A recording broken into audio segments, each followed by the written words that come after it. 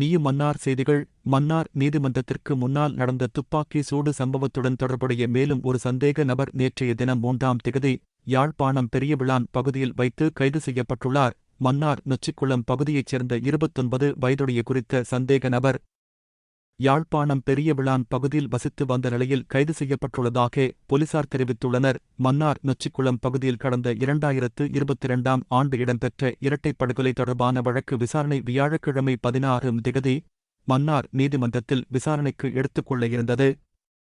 இந்நிலையில் விசாரணைகளுக்காக சென்ற சந்தேக நபர்கள் 3 உள்ளடங்கலாக 4 நபர்கள் மீது நீதிமன்றத்திற்கு முன் வைத்து துப்பாக்கி பிரயோகம் மேற்கொள்ளப்பட்டது.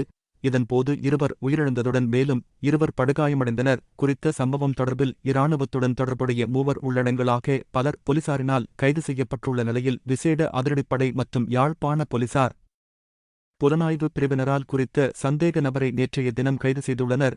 கைது செய்யப்பட்ட குறித்த சந்தேக நபர் மன்னாருக்கு அழைத்து வரப்பட்டுள்ளமை குறிப்பிடத்தக்கது.